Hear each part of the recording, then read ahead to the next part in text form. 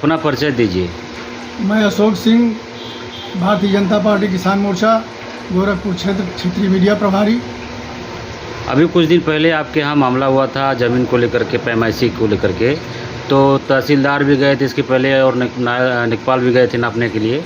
लेकिन नापने के बाद फिर नायब तहसीलदार जब गए थे तो वहाँ पर क्या हुआ, अब तक दोबारा कार्रवाई हुई कि नहीं? उनको जो स्थानांतरण को लेकर के आप लोगों ने तहसील परिसर में मांग किया था, उसका मांग पूरा हुआ कि नहीं हुआ? तहसीलदार बेनगर भारी भरकम धनुगाही विरोधियों से कर चुके हैं और विरोधियों के ऊपर जब हमने प्रार्थना पत्र दिया था मंडलायुक्त महोदय, भू राजस्व अधिकारी CRO महोदय के यहाँ और मुख्यमंत्री पोर्टल पर भी हमने प्रार्थना पत्र दिया था, जिसके बाबत लेटर आया था। और यहाँ SDM ने कहा कि कल जा करके इंद्र बहादुर सिंह जो विपक्षी हैं, पूर्व रिटायरमेंट लेखपाल हैं, उनकी पैमाइश करके ज़मीन को मुक्त कराया जाएगा।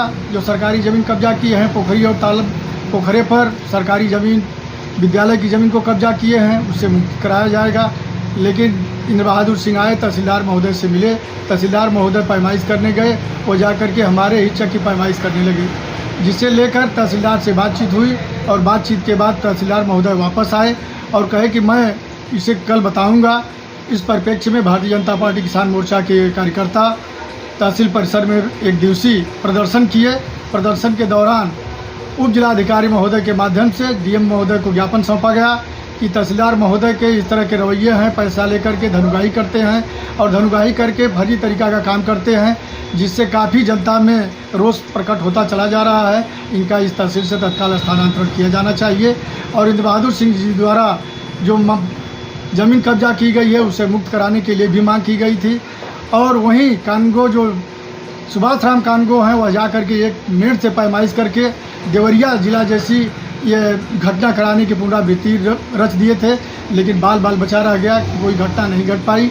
उस कानगो के खिलाफ भी हम लोग बर्खास्तगी की मांग किए थे, लेकिन आज तक 11 तारीख को हम लोग 11 जून को हम लोग धरना प्रदर्शन किए हैं, लेकिन आज तक कोई कार्रवाई नहीं की गई है, जिससे भारतीय जनता पार्टी किसान मोर्चा में काफ़ी क्षोभ व्याप्त है। हम पुनः जिलाधिकारी महोदय, अपने बाबा मुख्यमंत्री, यशस्वी मुख्यमंत्री बाबा योगी आदित्यनाथ जी का ध्यान आकर्षित करते हुए, नम्र निवेदन करते हुए, प्रणाम करते हुए मैं मांग करता हूं कि अगर एक सप्ताह के अंदर तहसीलदार का स्थानांतरण नहीं हुआ और सरकारी ज़मीन कब्जा मुक्त नहीं कराई गई और सुभाष राम कानगो को बर्खास्त नहीं किया गया, तो एक सप्ताह के बाद भारतीय जनता पार्टी किसान मोर्चा अपने इन मुद्दों को लेकर के पुनः आंदोलन छेड़ने के लिए तैयार है, बाध्य है।